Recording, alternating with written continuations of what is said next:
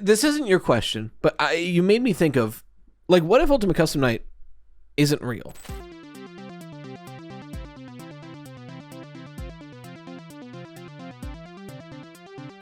Ladies, gentlemen, and those with the good sense to do away with the whole notion, I welcome you to the premier audio medium for all your Fazbear entertainment needs, the Freddy Fazbear Pizza Podcast.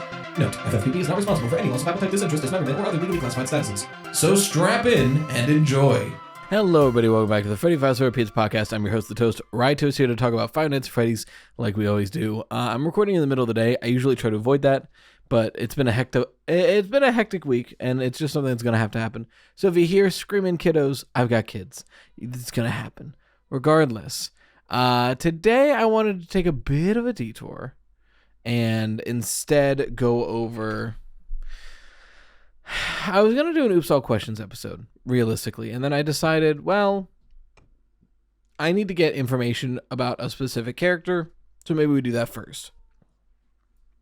What I mean by that is, we've done the Henry Emily Explained, Charlotte Emily Explained, Cassidy Explained.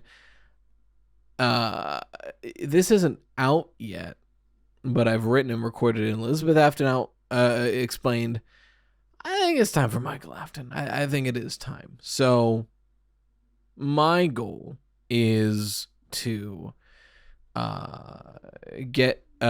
today is to basically gather all the information I can about Michael Afton from like every game. And that's a bit of an undertaking because he's in a lot of the games. I would argue he's in all of them. But we're going to go through each game, talk about like what lore of Michael Afton we have from that game, and so on and so forth.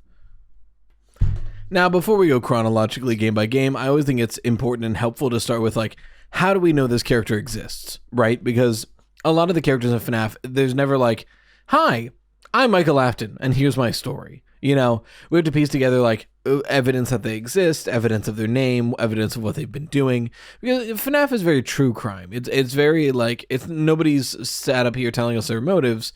We just know what has happened and have to piece it together. Luckily, Michael Afton existing is one of the easier questions to answer. That's mainly due to the sister location monologue, and that's kind of where we'll start with Michael Afton's character, where at the end of Custom Night, we get that, "Father, it's me, Michael," monologue, and immediately tells us that the son of Mr. Afton is named Michael Afton, like that's pretty straightforward. And he basically relates to us that he was the protagonist of Sister Location. He went down there on his father's command to put her back together, and things all went wrong. And by the end of the monologue, he's basically lamenting, saying like, "I will come after you." Sorry for the sudden transition. I'm realizing I'm much too tired to sit. So here we are. So we know that Michael Afton, he's the son of William Afton, was listening to him at least during Sister Location, possibly up until Sister Location. And then, since then, after Sister Location, is working against him. So, that being said, we have to then piece things together. The next, most concrete area that we can find Michael Afton in, I think, is FNAF 6. I think it makes a lot of sense that someone would hire Michael Afton when that someone doesn't even see who the employee is. Makes sense that Michael Afton could get a job there after what happened with the scooper. That was weird. And then that's only bolstered by the whole Henry speech at the end where it's like, "To my brave volunteer, you somehow found this job listing not intended for you. I had an exit route planned, but I have a feeling that's not what you want. I have a feeling you're right where you want to be."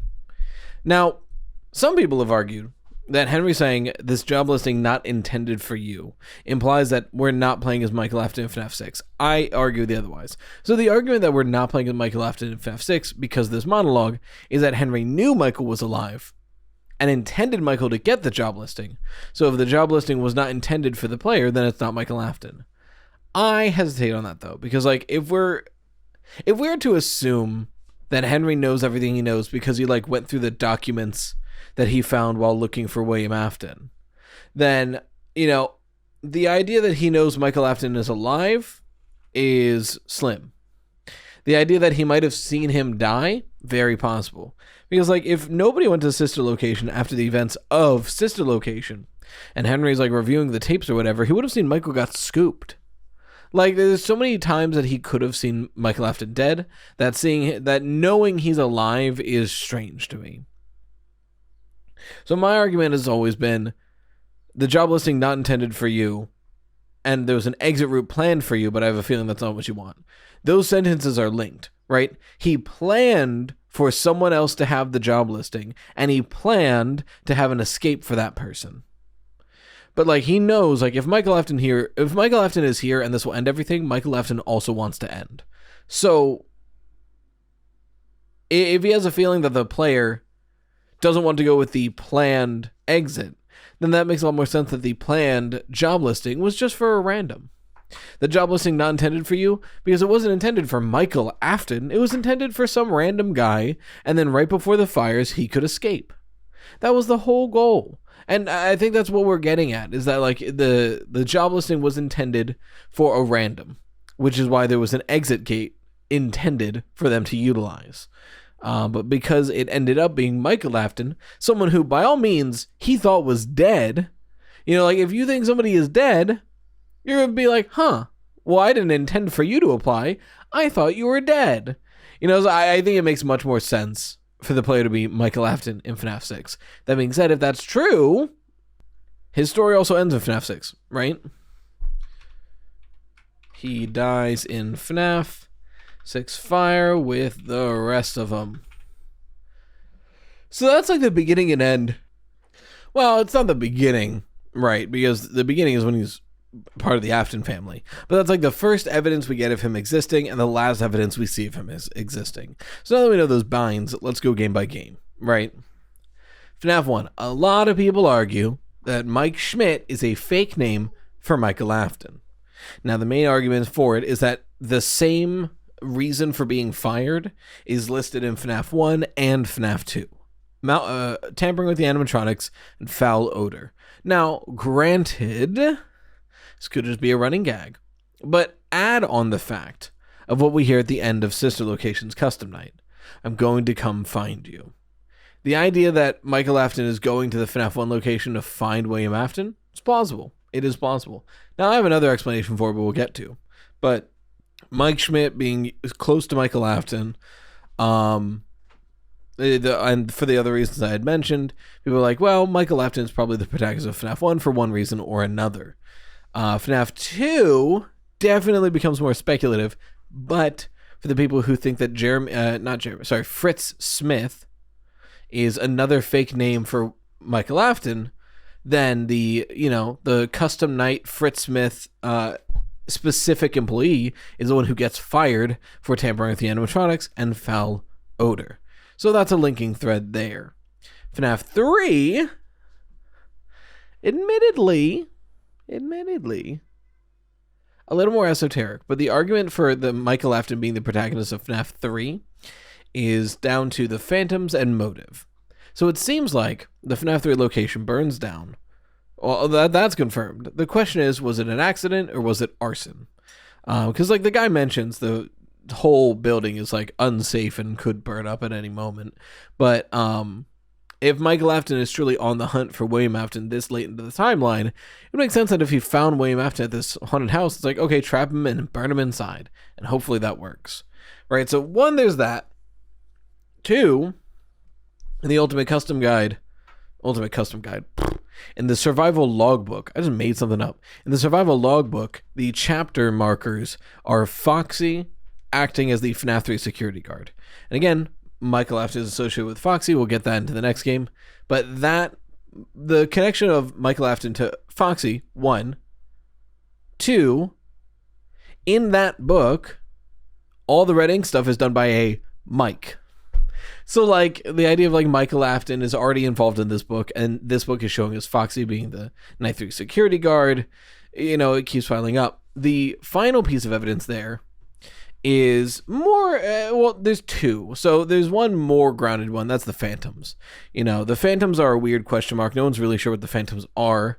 But either they are, hallucinations of Michael because of the low oxygen, or William Afton can use some kind of agony to project these images at Michael Afton. Now, either way, they seem to be based off of Michael Afton's memories, right? If it's hallucinations, then 100%, because that's what you hallucinate, things you know. If it's these projections, agony still could do that, because in the books, agony can mess with your memories and stuff. And that being said, it's Chica. We see Toy and FNAF 2 and FNAF 1 animatronics as phantoms in this, which most people will then take that and be like, okay, we need a player who's been to the FNAF 1 and FNAF 2 location. And so far, it's been Michael. So again, that's another piece of pretty solid evidence. The most speculative evidence is the jump scare itself. It feels like post hoc justification for a bad jump scare. But essentially, the Springtrap jump scare in FNAF 3 is he kind of leans in and mean mugs you. He kind of like William Afton gets in your face and he just does the as he's looking at you. But that being said, as an attempt to explain why bad the jump scare, why, for what reason the jump scare is so bad, is that maybe William Afton gets in the room and he's in shock that he sees Michael Afton, who he thought was dead. So he's before he can even jump scare, he's wait, is that my son? So that's kind of a way people are justifying the rather poor jump scares. Regardless, there seems to be a good amount of evidence pointing to Michael Afton being the protagonist of FNAF 3. FNAF 4 gets tricky, because part of FNAF 4 is the in-between night minigames. And in those, we're all 99% certain that Foxy Bro is Michael Afton, right? The crying child seems to be the child of William Afton, which would then make the crying child and Michael Afton brothers. And we get the confirmation in the minigames of the one bully being your little brother is such a wimp or whatever. So that's one, why we associate Michael Afton with Foxy, and two, that shows that Michael Afton and his friends are what led to the bite of 83. So that's important lore to know about. But then we go to the nighttime sections of gameplay. This is a heated debate. Some people are incredibly certain that the nighttime gameplay is the crying child experiencing nightmares of his fear about the animatronics. Some people think it's Michael Afton experiencing those nightmares. Some people think it's all fake with hallucinogenic gas. Now, I've made the argument before, and I'll be making it plenty of times because I still stand by it. I genuinely think the most likely explanation for what the FNAF 4 gameplay is that Michael Afton had been put through hallucinogenic gas experiments to make this happen, and then later in life is having nightmares about it blended with his own experiences at Fazbear's. Those nightmares are the gameplay, and that is genuinely, I think, the most cohesive explanation for it. Because, FNAF 4 is weird, man. I'd be okay with just, I would be okay with it just being the crying child if it wasn't for the FNAF 1 phone call that plays on the first night. I'd be fine with it just being the crying child if it wasn't for this, what's the term for it? The fact that the animatronics line up perfectly with the FNAF 1 location. Bonnie coming down the left, Chica coming down the right, Foxy doing whatever, Freddy coming, it lines up too well. So, and I'd be all right with it just being Michael Afton if it wasn't so crying child coded. So, and I'll go more detail into the time, when we're doing the timeline part of it. This is pretty speculative for this first section of me trying to get through the lore of this, but I do genuinely think that Michael Afton going through these nightmare experiments in the FNAF 4 bunker, chambers, and then later in life when he goes to the FNAF 1 location, those experiences trigger as a nightmare, and now he's having nightmares every night of this kind of a location. I think that makes sense. Sister location we already touched on, because we know from the ending who Michael Afton is, but again, it's important to reiterate that Michael Afton agrees to some kind of directions by William Afton to, quote, put her back together again, and then goes into the sister location bunker. He meets the Fun Times, he meets Circus Baby, who's now basically Elizabeth Afton, and canonically, he gets scooped. The robots wear his skin like a flesh suit to escape the bunker, But then it starts rotting away, so they escape into the sewers, and Michael Afton just gets up. He's all right. It's a weird sequence of events. It really is. But I think it is important for the timeline to establish, like, when this is happening. Because you can make a couple arguments with sister location on, like, where it takes place in. But not only to, like, time-wise, but relative to the events around it. Like, has the MCI happened yet? Et cetera, et cetera. I tend to lean sister location as post FNAF 1, pre FNAF 3. Because in my take, it's Secret of the Mimic, 2, 1, sister location. FNAF 4 starts after the events of FNAF 1. So I guess FNAF 2, FNAF 1, FNAF 4, sister location. FNAF 3, Pizzeria Simulator. And then at the fire of Pizzeria Simulators, FNAF World and UCN. That's my, like, the way I understand the games. So that's where I would put sister location. But I do totally understand putting it after FNAF 2 and before FNAF 1. I've seen that a couple times. Regardless, then we have FNAF 6, which we kind of went over the main thing about it, is that he ends up there as one of the people helping keep it together. And we knew someone was working behind the scenes to control everything, right? Because, like, Michael Afton is there trying to support the FNAF 6 location, and then Henry's like, "You're alive? Fuck. All right. Do you want to die with us?" And Michael's like, "Is someone else here?" And Henry's like, "Yeah, hell yeah." And then they all burn. I am partial to the theory, and this now, so that's all the, like, concrete lore of Michael Afton. We're going to move in some speculation, because we're going to start with one of my favorite speculations, which is in FNAF 6 / UCN / FNAF World. And that's my speculation that Michael Afton is Old Man Consequences. I like that interpretation a lot. I made a whole video on it last year, I want to say, maybe 2 years ago. And I really like that video. But the main thinking is Michael Afton is known for his, like, little foxy mask, and I believe, this is still in FNAF 6 lore, that in Midnight Motorist, the runaway child is Michael Afton, because I think it's Michael Afton running away to visit the crying child's grave and go to his favorite lake. And I had a whole, again, there's so much reason why you think he's related to a lake. It has to do with Fall Fest having a lake nearby, Red Lake showing up all over the place. And, you know, Fall Fest had a lake nearby, then there'd be a lake near the Midnight Motorist cutscene. So, like, it's a whole thing. But I like the idea of Old Man Consequences being Michael Afton. Someone who, like, probably can't move on, but is trying his best. And anytime he sees, like, Charlotte or Cassie walk by, he's like, "Hey, it's not worth it. Just move on." And, like, Michael Afton filling that role makes a lot of sense. And, like, it even leans into the whole, in FNAF World, when you do the drowning ending, you get to see the angel, what some people call the 3 silhouettes in front of what looks like a blinking TV screen. I like to think that ending is Michael Afton, Elizabeth Afton, and the crying child relaxing in the afterlife, watching a movie together on the TV. I really like that as the ending for those children, to give them some kind of peace. So if Michael Afton is Old Man Consequences, this kind of works perfectly. It's the idea that, like, Michael Afton has moved on. He has like, helped to kill William Afton. He has processed that. He's ready for the afterlife. But the crying child and Elizabeth aren't yet. They're still out there. So the idea that Michael Afton is simply just waiting for them to arrive before he moves on, and they can move on together, I like that a lot narratively, and I think there is evidence for it. Then when we're talking, and then that's, you know, that's FNAF 1 through 6, Ultimate Custom Night in FNAF World. Are there any other references or crop-ups of Michael Afton? Not really. He really drops off the face of the earth after the fire of FNAF 6, which I think, you know, he's probably dead. His story probably ends in that fire, like most of them should have.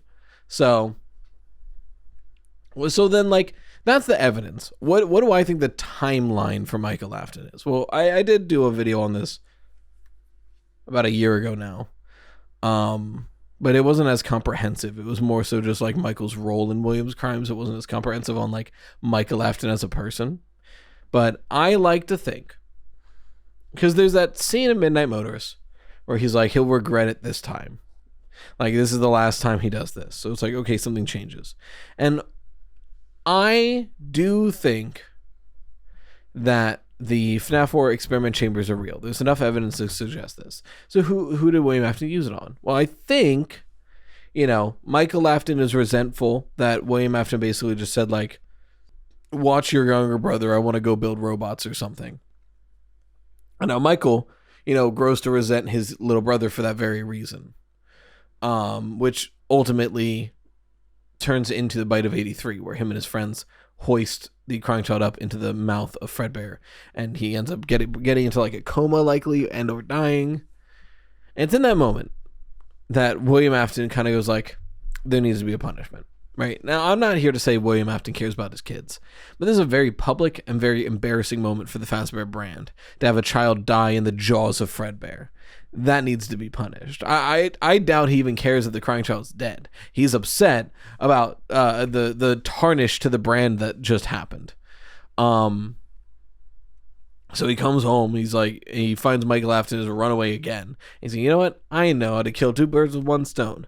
I can punish Michael Afton, and I can see if my new experiment works.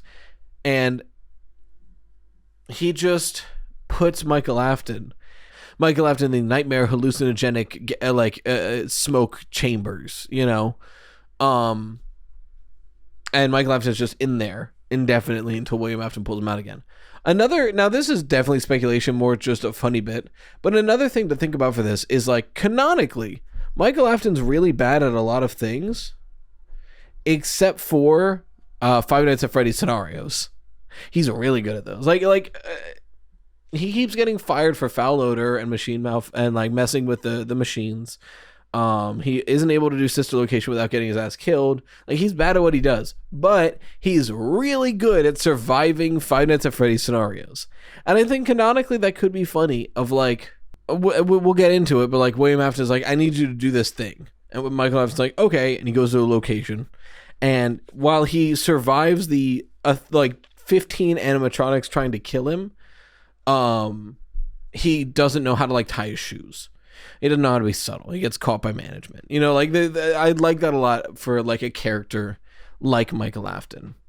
But so he's in these testing chambers just doing FNAF scenarios and having nightmares. And then eventually William Afton needs a fall guy. He's like, I need to get into FNAF 2 location, but they know me. They don't know you. So you need to get a job and go mess with those animatronics and see if you can find any evidence of like possession. So he goes to the FNAF 2 location and he's like, yes, father. And like, because it's one of those things where like, if Michael Afton is in there long enough, he forgets reality. Surely. So if like one day his father reaches a hand into this like hell prison and it's just like, hey, I can keep you out of there if you do this thing for me, he's doing it immediately. But he's not very subtle about it. He gets caught, he gets fired from the FNAF 2 location. So they swap again. And then, he fails, and William Afton just kind of puts him back in the nightmare experimentation chamber. He's like, well, you didn't do it, so you're going back in. And then, FNAF 1 rolls around. He's like, we'll try it again. He pulls Michael Afton out, does it one more time. Doesn't work. So now William Afton's like, all right, I'll just wait for it to close and steal the remnant. And then eventually the place does shut down, as seen in the following mini games. And William Afton goes to collect the animatronic parts and quickly realizes it's more dangerous than he thought. So he like goes night 1, grabs some stuff, comes back, goes night 2, grabs some stuff. He does this a lot until it's, the last night when he goes to collect the Spring Bonnie suit. I think once after he does this at least once, I think he pulls out Michael again. It's like, listen, Michael, I'm doing something dangerous. If I don't come back, just go down to the bunker and put your sister back together. Mike, what? And then William Afton goes. And then he dies in Follow Me. So Michael Afton's like twiddling his thumbs like, I guess I got to go in the basement. And that's when sister location happens. Michael Afton, a kid who's been in these like nightmare experimentation chambers for like 10 years, is really good at FNAF scenarios and nothing else, is walking down to the sister location bunker to get jumped by every animatronic imaginable. And then, he gets scooped. He's walking around as a corpse. He gets then hired at the FNAF 3 location because he looks scary enough. Finds his father, burns it down, fails, looks for his father again, finds the FNAF 6 location. Him and Henry lure William Afton in, and they burn everything down, dead. And that's like the story of Michael Afton. He's like the protagonist of the story in a way. And in that, he is technically the playable main character of every FNAF 1 through 6 outside of FNAF World and Ultimate Custom Night. I'm struggling so bad to keep my eyes open, dude. I think after this, I'm going to make a second coffee. But we're going to move on to questions. If you want your questions answered on the podcast, feel free to send them into Freddy Fazbear Pizza Podcast at gmail.com. That's in the description, copy paste because it's pain to type out. Our first question comes from Kieran, he, him. So I was thinking about the theory that in the modern FNAF story, Bonnie represents Afton and Foxy represents Fiona. If that theory is true, it brings up an important question about Ultimate Custom Night. In that game, the dominant theory for our player character is Ol Willie. And something else about the game is that the one animatronic that sometimes doesn't kill you and sometimes actually helps you is Rockstar Foxy. But if the theory mentioned earlier holds true, that would mean the spirit of Fiona and or her influence is both in the purgatory of UCN, in the same way that the puppet is, and that she is actually helping Afton. If this is all true, what does it mean for the greater FNAF timeline and the future of the series, now that it seems that Fiona is a bigger player in the modern story? For clarification, when I say Fiona, I mean the human spirit, not the F10N4 computer. Thank you for your question. You know, interestingly, there is an argument to be made that Ultimate Custom Night is actually just F10N4 running simulations. This isn't your question, but you made me think of, like, what if Ultimate Custom Night isn't real? What if it's not this purgatory that's keeping William Afton locked away until security breach? What if F10N4, this supercomputer mimicking thing that can literally copy and recreate everything it sees or knows, while it's biding its time, is running simulations of killing William Afton? That's kind of baller. The idea of, like, it's just sitting here recreating different strategies and methods of killing William Afton. And, like, that's why William Afton's in the chair. That's why it's so sassy. That's why it knows all these characters. Because it's just, you know, every time a new Freddy's location comes out, F10N4 adds new characters to the generator. You know, like, I think that's a really fun take. I would need to look more into that to see if there's anything there besides just, like, what if. But to your question, it's less that, I wouldn't say Foxy's presence necessitates Fiona's presence. And I just don't see Fiona's spirit being caught up in UCN. That doesn't make a lot of sense to me. Especially because, like, the Mimic's still there and the Mimic's not burnt. So if, like, if Fiona was possessing M2, theoretically, she'd be fine because the Mimic was in another room. Like, the room the Mimic is in doesn't even look burnt. So, like, I think it's more likely that, like, she would still be in the Mimic and not the fire to be part of UCN, if UCN is like this purgatory. Because I think it's less that, a good way to look at it, in my opinion, is that, like, it might not be that Fiona is in Ultimate, like, if there's Foxy, then Fiona is there, but more that if Foxy is given a prominent anti-William role, that might be Fiona's influence. Like, switch it, reverse it, essentially. That's my take anyway.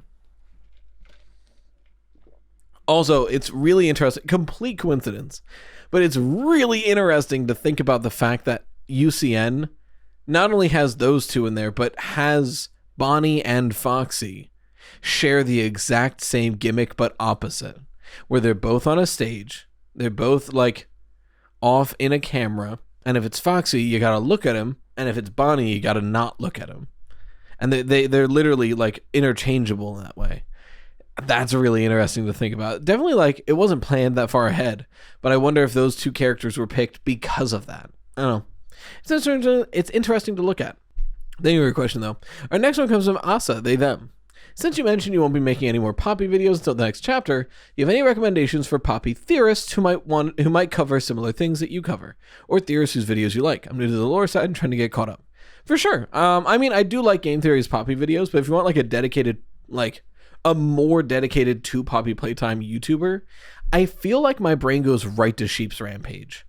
Because, like, when I try to think about, like, who's really pushing information and theories about Poppy Playtime, Sheep Rampage, SHEEP, Rampage. If I remember, I'll spell it out. But like Sheep Rampage is kind of like my go-to source for Poppy Playtime news. I'll watch like some of his thoughts on the games and like where he thinks the games are going. And like he'll do FNAF, he'll do Hello Neighbor, but he's my Poppy guy. Like I go to him for Poppy Playtime information. And he does a really good job at it. Truth be told, I don't watch a lot of theory content. And that's twofold. One, I'm always worried that like if I watch somebody's theory and then like 2 months go by and I'm trying to think of something, I'll subconsciously remember a theory and be like, oh, what if like this happened? Yeah, I can make a theory on that. And then I accidentally just write somebody else's theory verbatim. Like I'm very worried that I'd like subconsciously remember a theory I've watched. So I tend to avoid them for that reason. Secondly, I love engaging with the medium, but I like seeing people's reactions to FNAF and like horror games more than I like seeing theories. It's just personally something I don't watch very often.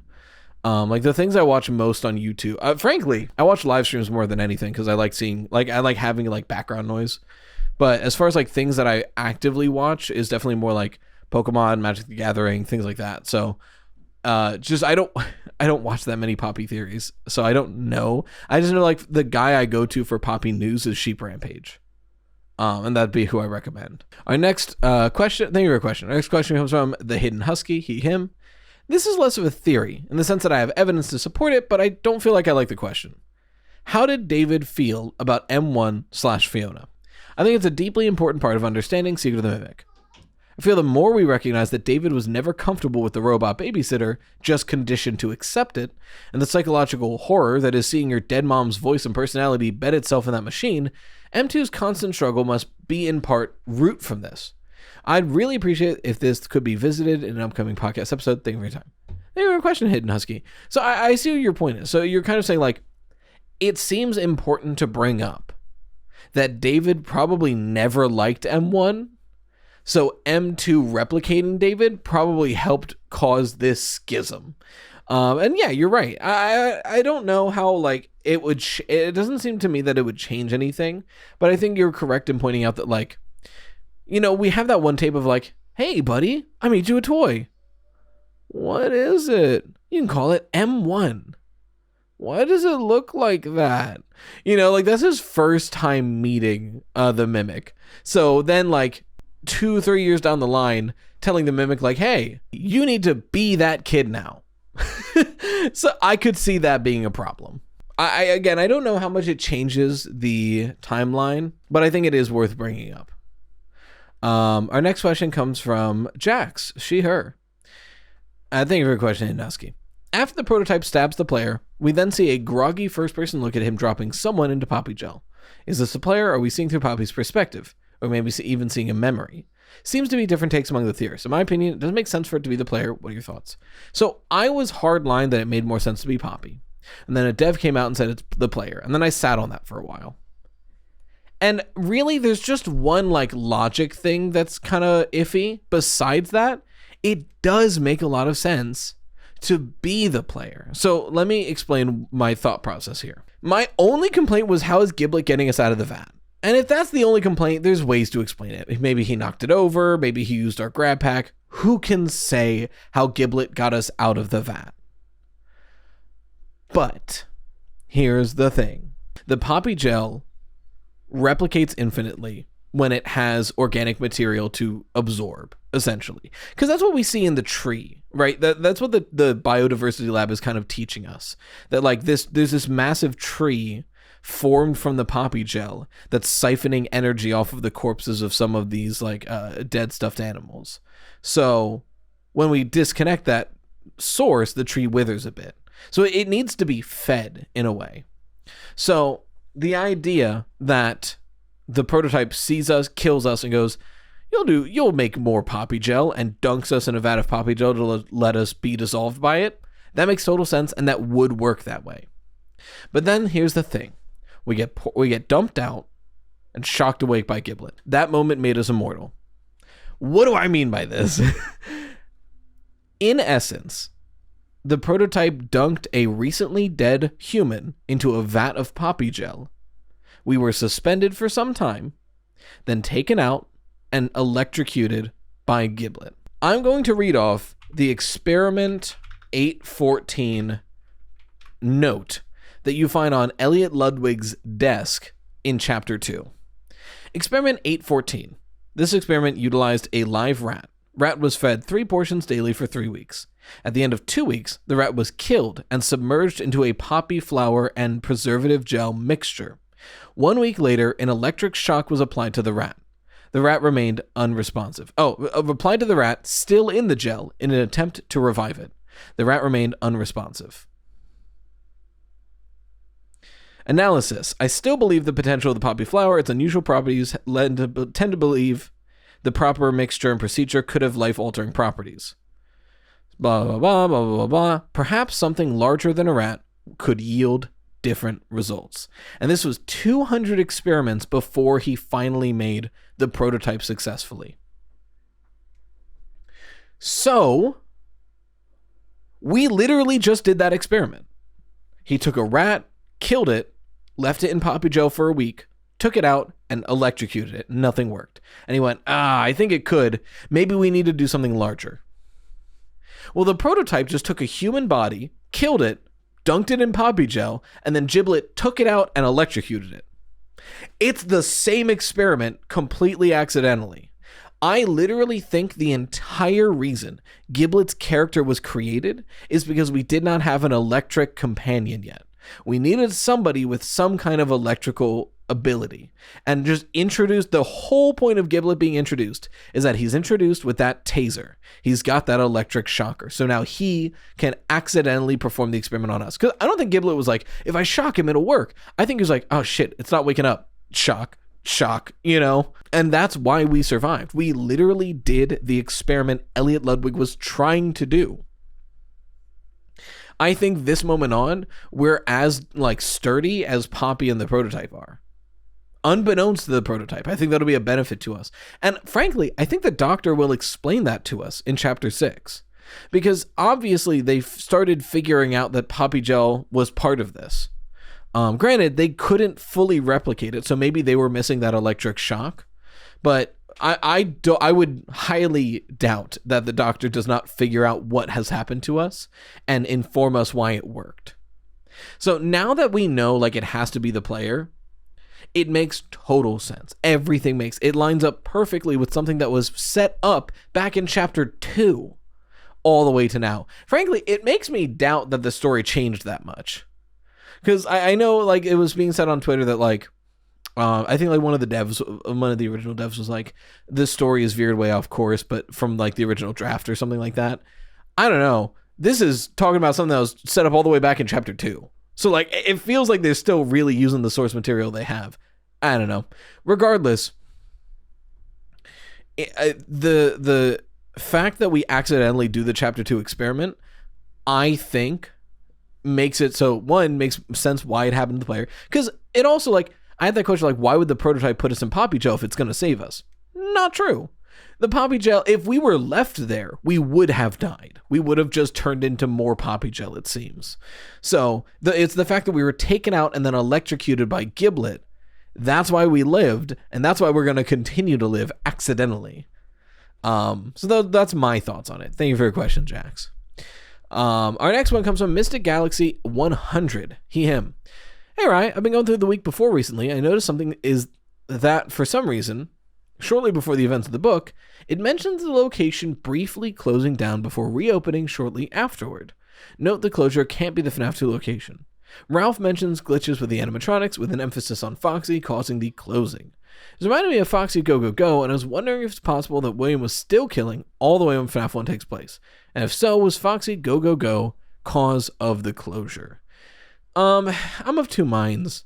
I really hesitate to say that more killings are happening at the FNAF 1 location, because there's no other, the only evidence would be that it closed down.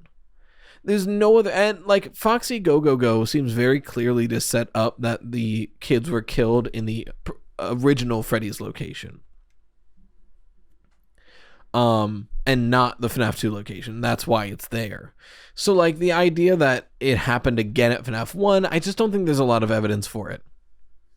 What I think might have happened is that Foxy maybe hurt or did kill a kid, and then that's why Foxy is out of order. Because I think what that is mostly explaining is, one, showing how like in disrepair the Freddy's locations are, and two, explaining why Foxy is listed as out of order and unavailable to the public.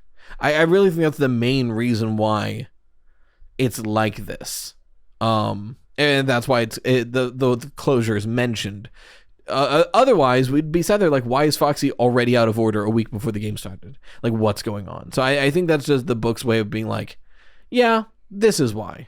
Yeah, I think it's fair to question like, why is there this break? But I do think it's just down to an explanation for why Foxy's out of order. But thank you for your question, Mr. Galaxy. And I think we'll call it there. We got a good couple amount of questions in.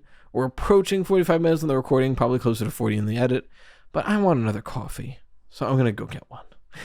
Until next time, don't forget you can have your answers questioned on the podcast. Man, I do gotta end. You can get your questions answered on the podcast if you email Freddy Fazbear Pizza Podcast at gmail.com. It's in the description. Copy and paste because it's pain to type out. But until next time.